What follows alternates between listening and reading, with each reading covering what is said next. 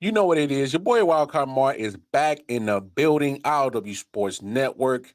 Another episode. Hey, and look what we talking about. We ain't talking about no Olympics. The Olympics is over. Team USA dominated. We ain't talking about no baseball. No, we leave that to other folks to talk about. We ain't talking about no basketball. And basketball done. But what we is going to talk about is we're going to talk about some football, baby, because right around the corner is NFL football, baby. September 5th is opening day. It's right around the corner. We're going to preview a team for their 2024 season. And what team we going to preview? Well, you just going to have to tune in and watch. Let's get it.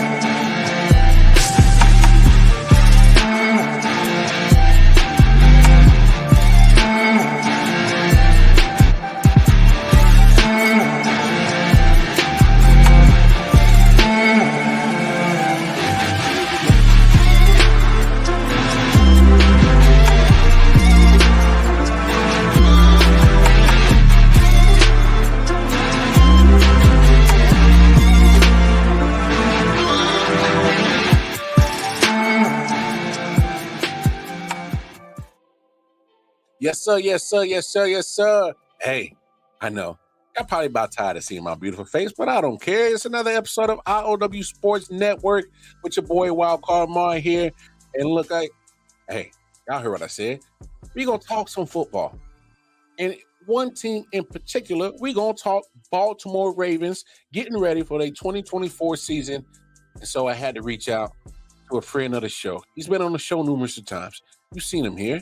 He's doing this thing out there in the podcast world. I had to make sure that he remember how to podcast. He's like, I ain't been on the podcast in a minute, but damn it, you on this one, so you're going to have to remember how to podcast. So in order to talk Baltimore Ravens, I had to bring back my guy, the one and only, Double J. JJ, what's happening, man?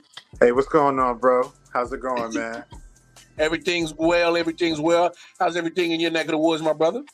I mean, everything's cool. Like I told you, I'm glad you got that segue right there because I haven't been on a podcast in a couple of months. So I'm on here like brand new, but I'm ready to roll, ready to rock. Hey, let's do it. Hey, like a bicycle, once you ain't rode in a minute, you never forget how to ride it. It's all good, though. How's everything with you, man? Indeed. Hey, man. Hey, you know me. I'm always busy, always shaking and baking. But, man, let's get to it, man. Your quarterback, now two-time MVP. Unfortunately, y'all guys got to the AFC Championship game, wasn't able to advance to the Super Bowl. Kind of give me your breakdown on how you feeling about this year with your Baltimore Ravens, man. Oh, it's Super Bowl or bust for me. I don't have any other things. I mean, at the end of the day, I already know we can get as far as we can get. It's just Super Bowl or bust for me. And at the end of the day, I do remember last year's show. It's exciting that I was coming back on here because I believe I did call my record of 13-4 or something like that.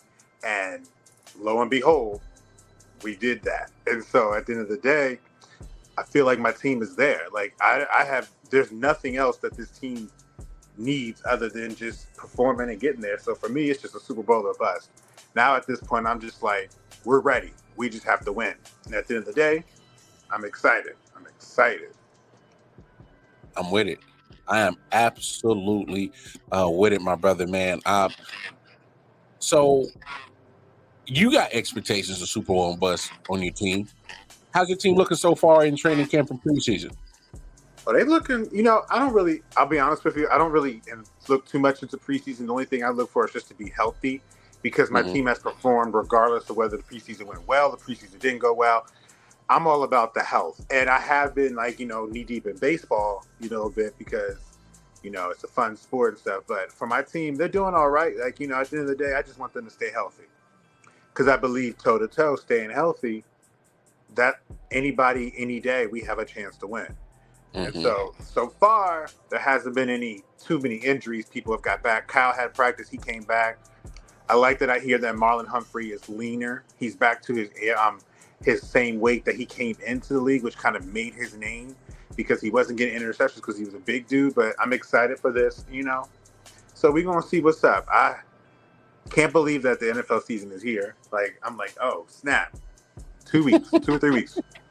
Right? It creeped up on us real quick, man. And next thing I know, I'm like, oh, damn. Ironic September's that you and I are actually talking right now, because, as you know, we open up the season against each other. Sure do. And I just want to say this, and this just goes back to my expectations about my team. And this is the reason why, is because against you guys. I don't know why, and I can't understand it, why as soon as we play you guys, we just forget about everything that we're supposed to do, and we end up just fumbling ourselves, because I am a firm believer in that we were the better team last year. We were the better team in that game. We played better. We just did not execute, all because of what I'm going to revert to, the mental. There's a reason why Travis Kelce did what he did in front of Justin Tucker. There's a reason why Travis Kelce does what he does, because he knows we're a good team. Everybody on the Chiefs knows we are the team that when they see teams and they're like, yeah, they're great, they're good. But if this team comes, we need to make sure we're ready, because Andy Reid always pulls out all the stops against us.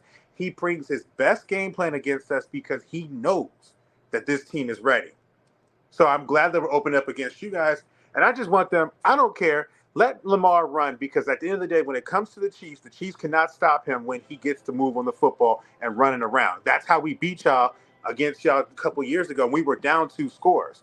Mm-hmm. That's how you got to beat you guys with Lamar. And I don't care that he doesn't get 300 yards. I'd rather get that 195 yards, 100 yards rushing, and be in that Super Bowl, which is what should have happened, but it didn't.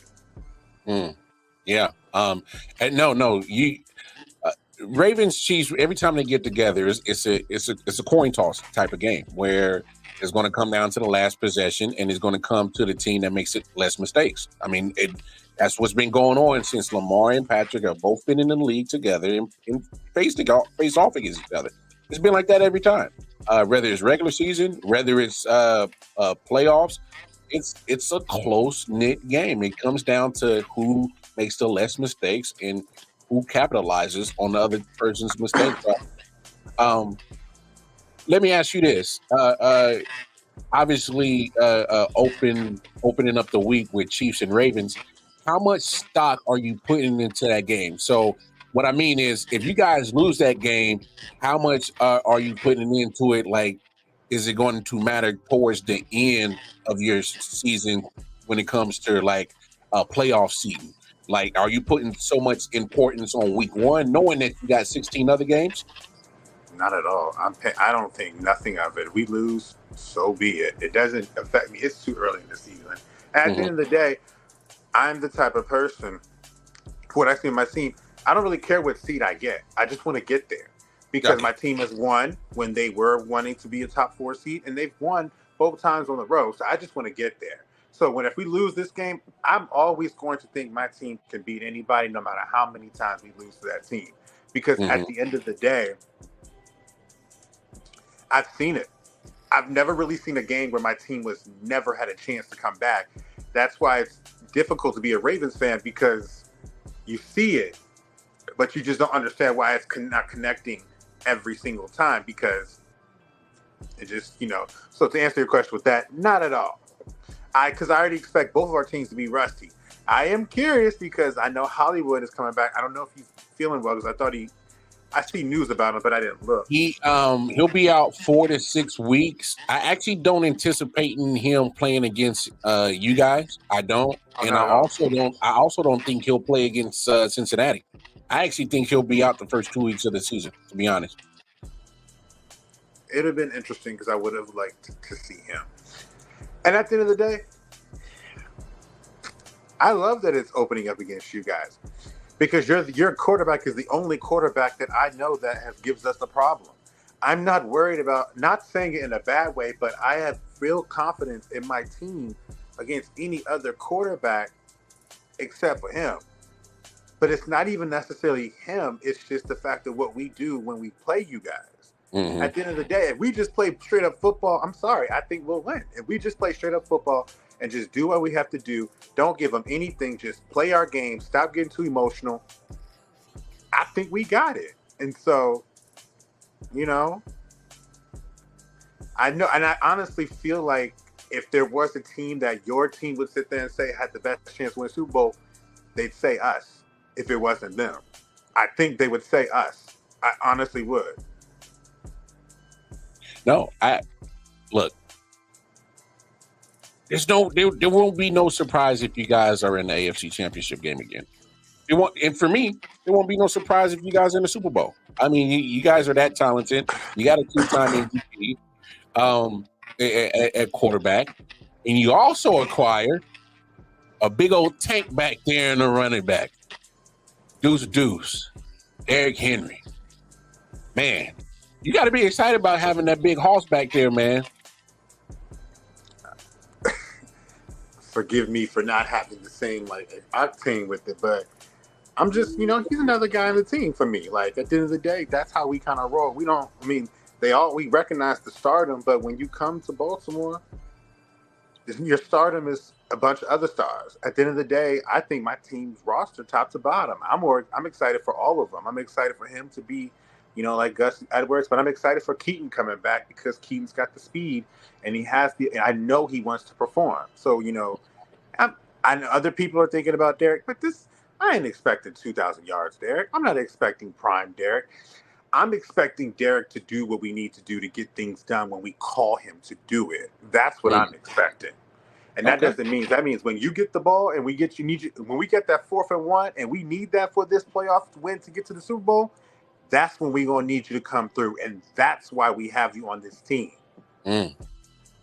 Hey, you know what? Hey, you're the first Ravens fans that I've ran into that I asked that question, and you gave me an honest, realistic, non-biased answer about the acquisition of Derrick Henry. Because I 100% agree with what you're saying. 2,000-yard Derrick, that's not him. Carrying the rock 35 times in a game, Derrick Henry, that's not him anymore. And so, in the fact that you brought up, like, hey, man, you just supposed to be our short yardage guy and make sure that you get the first down and keep the change going. And I think that's a realistic expectation to have. Let me kind of rephrase. Not necessarily I'm saying that. I'm saying that's one of the things we're probably going to have face a situation where we're going to rely on him to get the job done. I think he's going to be just like Mark Ingram. I think he's going to give us like 12 or 1,300 yards, if that. Maybe like 1,200. And definitely, I think I see like 12 or 13 touchdowns. He's going to still be productive. It's just not good. I don't expect elite Derrick Henry. We don't need elite Derrick Henry. We need good Derrick Henry. Good Derrick Henry on this type of team is enough to get it done. But the elite part comes with that 4th and 1 situation. That's why we brought you here. We have our offensive line. We believe in them. We got Patrick Carr back there still. If you have this 300-pound fullback in front of you with one of the strongest guys that still has it, that's all we need you to do. Because we set that up, we need you to cash through. He's still going to be productive. Shoot, productive enough for me to take him on my sports bet. That's for sure. I saw them 900 yards. And I was like, oh, I know my team was average running backs, and I know my team is going to. Let me go ahead and take that 975 rushing yards over because I'm pretty sure I know he can get a stack with us. Easy money. I know he can get a stack with us. Easy money. Talking about a guy, like you said, we're talking about a guy that got 2,000 yards, and his quarterback wasn't mobile enough to even be able to give him spacing. Off Lamar's rip alone, a running back is going to be able to be successful. Donta Freeman, Le'Veon even has success. We're winning games with backup running backs because of offensive line, because of Lamar. We've won games because of that. So you would naturally think that if you put an elite running back here who still has his legs under him, you should expect production. You should expect production. I don't need all that production because if he gives me 85 yards, I expect Lamar to throw 250. I feel you. Hey, man, I can respect the honest and realistic takes that you're dropping, man.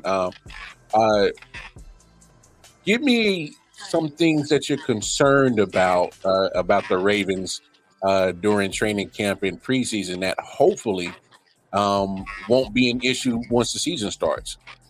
So, what's funny about me is that when I get to a point where I feel like my team is there, I don't focus on nothing else but just getting there. And it's going to sound like it's bravado, it's confidence. No, it's more so expectation because you know that you see greatness when you see it, but you know that they've been lacking. So as I approach this season, just stay focused because that's all you have to do. And it's going to sound so straight to one topic. It's really just you guys. I mean, can we look back on the Ravens' resume the last couple of years, Lamar, and tell me there's a team outside you that they should honestly be worried about? That have they not proven that they've beaten elite teams at the most highest level when they're playing great? Evidence last year, the year before, whenever you see Baltimore, and there's a standard that's been built for years, it's not bravado, it's sufficient evidence. So when I sit here and say I don't have any concern about the game except for when we just play you guys, I'm confident enough to know that when we play other teams, we're not going to do the things that we do when we play y'all. It could mean we still lose those games, no doubt about it, because that's just how the NFL is. But it's just there's something I noticed that's completely different from how we play. If we played how we played against the other teams, how we played against y'all, and we lost the game, I'd be all right.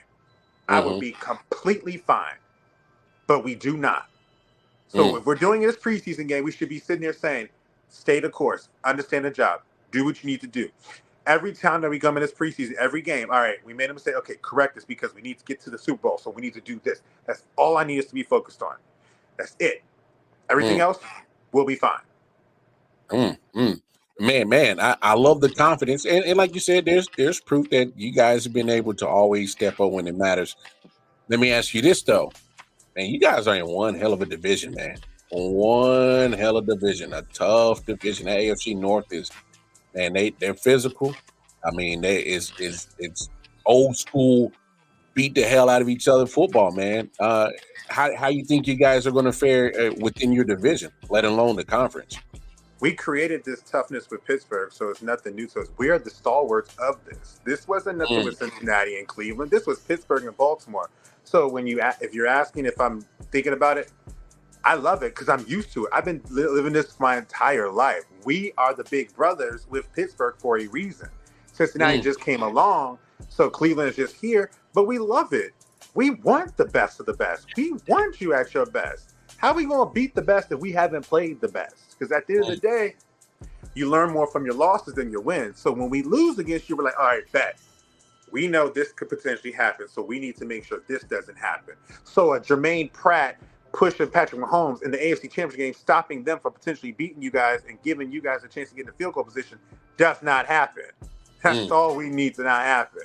So at the end of the day, nah, man, let's go. Let's roll. Let's roll. Let's roll with anybody. Let's roll with Deshaun Watson. Let's roll Amari Cooper. Let's roll Joe Burrow because, again, I keep saying this, and I said this last year. A fully strength Baltimore Ravens team against a fully strength Cincinnati Bengals team, he has lost almost every single time. He has that.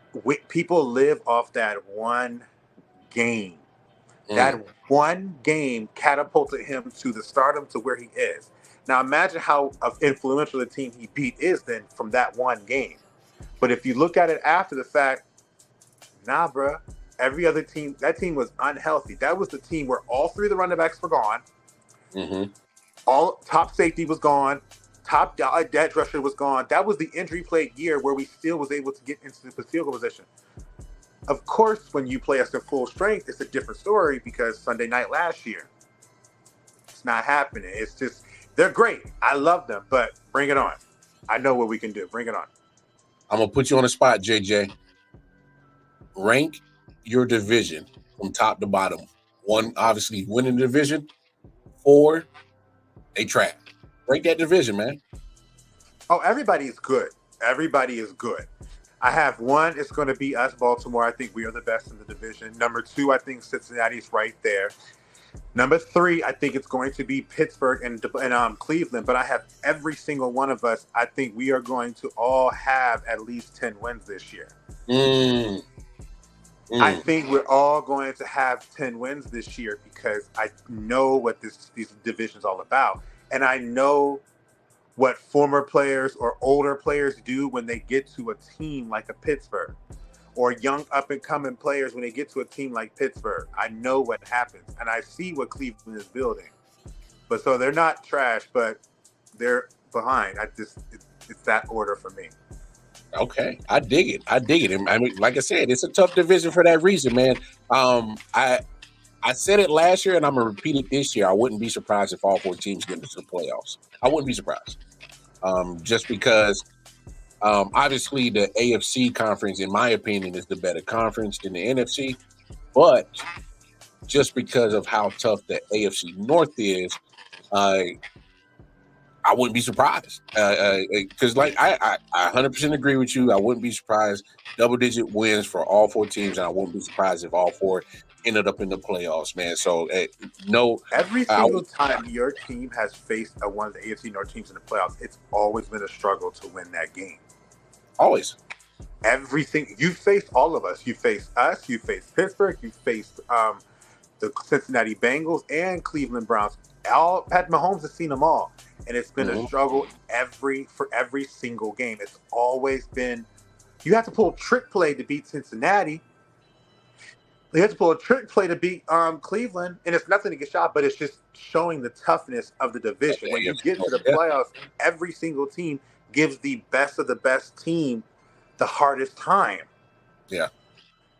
No, I agree. No, the AFC North is just that damn tough, man. You can't put it past all 4 teams getting into the playoffs. I just really believe that, because when you play that type of football, obviously you guys in the division are going to beat the crap out of each other. I mean, that happens every year. But when you play that style of football, so for instance, remember last year, and when everybody's, oh man, the 49ers, man, they're going to run away with the NFC. What happened when they went up against some AFC North teams? Minus Pittsburgh, that game 1. Cleveland whooped them up, got physical with them. You guys went into San Francisco and absolutely dog walked them. Like, it wasn't even a game about that, because I'm not going to say I didn't call it, but I sat there every time. When I saw my team at that point, like I said, okay. And it made it worse for Miami the next week, because we just seen... No, it made it worse for them because we had just seen Miami, and they played the same exact way. San Francisco's a strong team, but like you said, when you come across you guys and us, which I honestly, the team I think is going to actually give a problem, which is going to be very interesting for me if we ever get a chance to face them, is going to be the Jets. Just because I know I like what they are, and I like what Aaron Rodgers can do at his edge, because before the injury, he had just dropped like 38 touchdowns and over 4,400 yards or so. He was still doing what he's doing. You put him on a team with Breece Hall, I put him on a team with Garrett Wilson, I put him on a team with that defense, they're going to be a player. I feel like they're going to be a player. Yeah. Hey, you are not wrong about it, man. Hey, man, like always, JJ, man, always appreciate you coming in and talking football with me, my brother, man. Always enjoy the time that we spent talking sports, man. It's always a great time. Before we get up out of here, one more time, if there's anything you want to plug, go ahead. Let the people know where they can find you at, man. Hey, since I am bad at POC, I haven't been, but you can find me on my show with my boys, Dom, Jay, Tyler, and James. We on the Gauntlet, and then I'm on Facebook, JJ Jenkins. But appreciate you. Thank you, letting me have me on. I really appreciate this, man. Hey, be prepared. I'm gonna call. I'm gonna hit your DMs again in a couple of weeks because we got to preview that Thursday night game. We got to preview it. All right. That works for me. I know nobody else who I can call but JJ. I mean, if I want the real on the Baltimore Ravens, I come to you, bro. I come to you. I appreciate that. Let's rock it out. Let's talk about it. I'm with it. All right, no doubt. Hey, man, y'all make sure y'all tap in with JJ and his crew. And, of course, at the bottom of your screen, tap in with all the social media platforms for I.O.W Sports Network. And if you want to tap in with me personally, right there at the tippy tip of my finger right there, go follow me on the Twitter, Casey Wildcard Mar. On behalf of my brother JJ, I'm the Wildcard Mar. Another episode of I.O.W Sports Network is in the books. Y'all be safe out there. Take care.